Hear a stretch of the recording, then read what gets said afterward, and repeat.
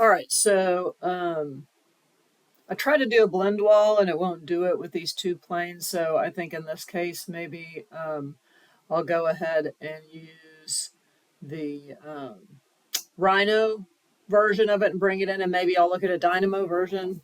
It's one of these things where I think I'm arguing with Revit and I'm losing a little bit, so I'm just going to cut my losses and use the Rhino options to bring it in. So here's the top and bottom of that wall, like we kind of talked about it before, and I did the wall by face.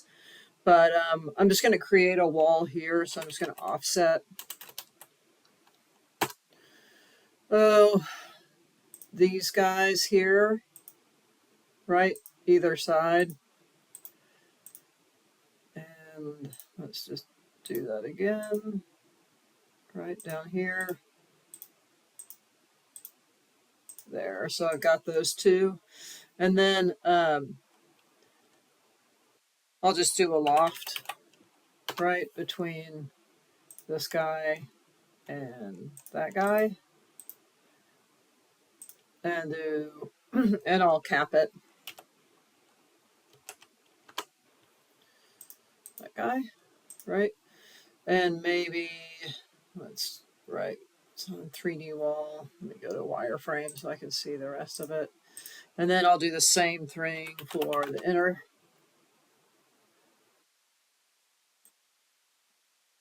One. And let's cap that one.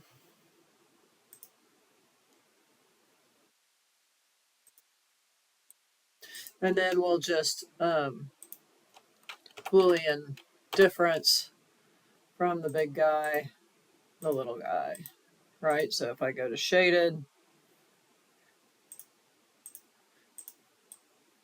whoops, then we do get like this little extra guy. So if I delete that, there's our wall.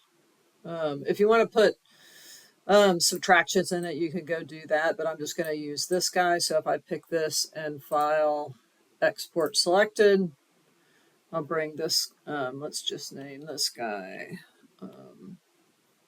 Just going to do it as a DWG again, just to be consistent.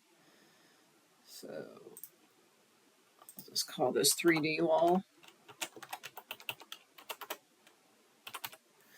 And click save. And I'll save it out as 2007 solids and click OK. All right.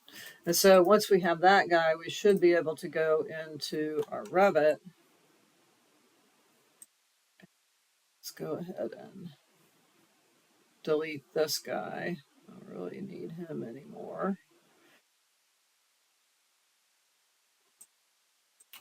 I was in here playing around and trying to get it to work, and again, arguing and not winning. So I'll just get rid of these guys, right? And then you can go to architecture, component, model in place. And if you go to walls, click OK. And then go to, and give it a name. So, wall. And then go to the insert.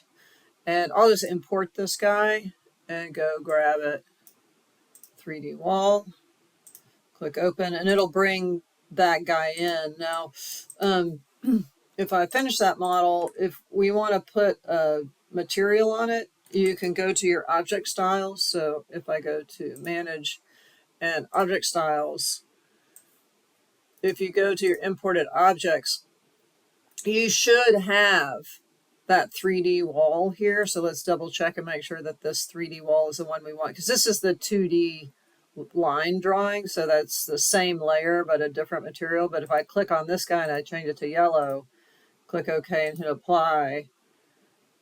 Let's see. Looks like the lines turn yellow, but the material doesn't turn yellow. Let's check on the material itself and see if it's actually doing the shading based on appearance. So again, if I go to my object styles again and go to imported objects and look at that 3D wall, this render material for the 3D wall here, you'll see that it's not using the render appearance. So if I hit apply, now it's going to turn gray, right? For shading. And then I can do one of multiple things. I can actually change the appearance here. So if I replace the asset, so if I click on the replace asset, it'll bring up my my asset browser, and I can go grab another material. So for example, let's pull this out.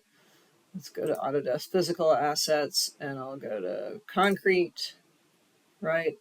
And let's just get Broom Gray, right? And flip that over and click OK and click OK. And it'll put that Broom Gray concrete on it. All